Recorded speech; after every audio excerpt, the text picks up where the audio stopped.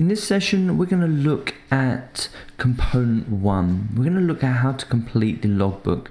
Now, this week we've had loads and loads of people emailing in and on the Facebook group, the teachers group, people asking about how to complete things. Are screenshots acceptable? Can you use a digital copy and things like that?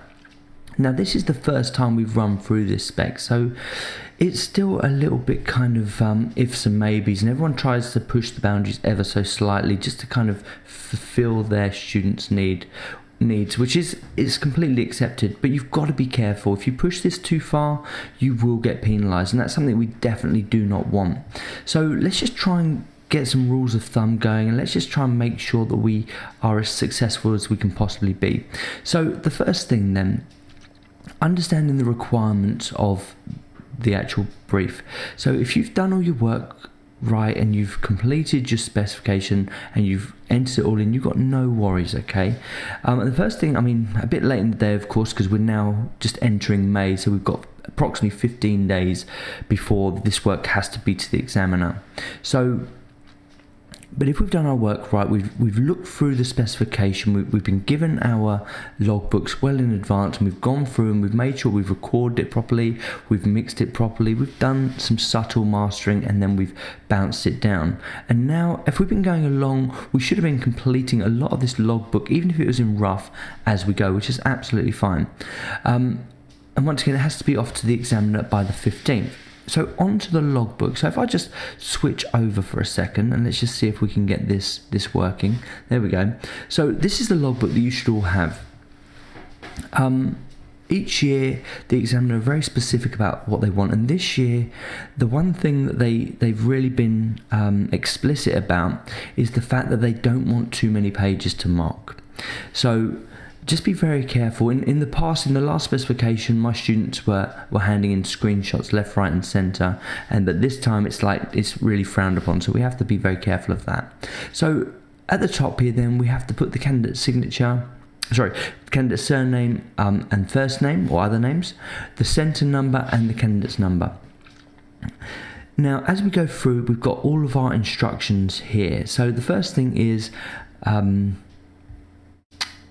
the logbook and authentication form must be presented for assessment along with the recording. So recordings must be submitted digitally in the format supplied by the administrative guide. So the administrative support guide currently says that this has to be supplied as a CD, and the CD has to be labelled up with the candidate's name, number and centre and all the rest of it, along with this particular logbook.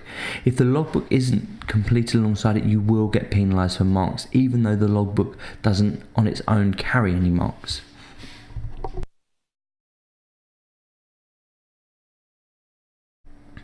So as we go through then, the centre must retain the backup copies of all candidates' work and proprietary software. So if you're a student, you need to get this handed in on the deadline your teacher tells you to, because they've got so much work to do. Even when you finish, they've got to make sure they back up this and they put it in a suitable storage place so no one can access it. No students can access it, but they've got full access to it if the examiner needs to see that. And once again, all of this, the CD, the logbook, must arrive to the exam board or the examiner by the 15th.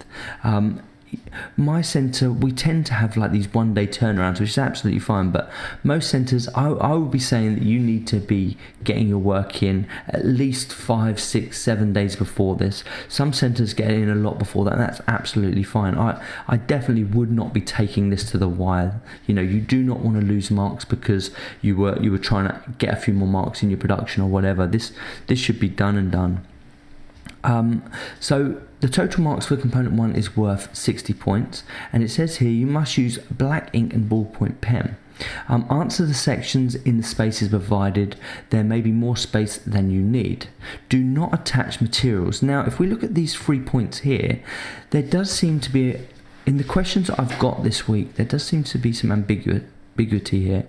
According to one of the people that I've talked to, and I need to verify this, so this isn't gospel, but they've said you're definitely not allowed to attach any additional material. But Jeffrey Hull, the advisor for music technology, has said that you can submit your work digitally, and that you can, in the spaces provided, you can actually attach screenshot information as long as it fits in that area. My students this year will not be doing that. I've told them completely this is not happening. We're pen and paper all the way, just like it says here in point 2. I will try and get validation on that, and if Jeffrey's watching this, it'd be great to hear from you below and just get what you've actually said for that, because I certainly wouldn't want anyone to go against that if they don't feel confident. Likewise, you can always email him and find out what he says. There is certain advantages with doing it that way in a digital copy, but for me, I'm still not 100% sure about that, so just be very, very careful about that. But under no circumstances should there be any screenshots that are attached as separate pieces of paper sheets, okay? So on to the next bit then. Let's start looking at the actual paper itself. So you do have to fill in all the spaces provided. So you've got your song title. Remember, the requirements are very explicit. You have to choose a song from this year's list, and then you have to make sure that's all relevant there. As you go through, you have to fill in the capture methods for each of these particular instruments, which are the compulsory ones, and you have to do the additional. The other question that came up is, are there actually any other versions? Now, it does say that you can record more instruments based on these set instruments. So anything that's set in the compulsory or the additional, you can record more and add it to this other section if you need to, but it does have to be along these lines. And once again, if you've got exotic instruments that you want to use, just be very careful about that, and I would definitely seek advice before you include it. Under no circumstances are you allowed to use unpitched percussion or electronic percussion. That will go massively against you, and that's been explicitly said time and time again. So as we go through, you are expected to fill all this data in. This sheet here, there are compulsory amounts of time that each instrument has to last for. So the compulsory instruments in this section last for longer than the additional audio. So you have to check your brief to make sure that your instruments, even if it's segmented, so say for instance the guitar starts at the beginning and then you've got a bit at the end, it doesn't matter as long as when you put the two pieces together, it lasts for the required amount as specified in the requirements. So you do have to fill out that form to make sure you've met those requirements, and then you've got to put all your photographs in, and this is, I suppose, in the old days we used to stick the photographs to this, but if what Jeffrey has said is true, then obviously now we can use a digital copy and we can place them in there. The copy should be clear enough to read, and I always get my students to annotate where necessary. There's not a huge amount of space there, but you just try your best.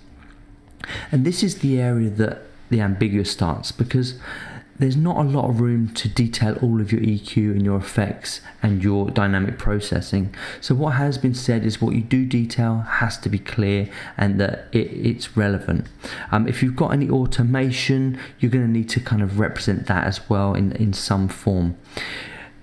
That's not massively necessary. I suppose if there's only an automation on a certain part, you can just write where the piece, say for instance it was panning, you can just write that mostly it's in the center and just leave it like that, unless it does bounce left to right, in which case you can put the arrow in to demonstrate that. So fairly straightforward. It's not a bad logbook, but as per usual there's not a lot of space either, which kind of puts us up against it. And then finally you have to just declare it, your teacher's name, your teacher's signature and date, email, and then your candidate signature and date.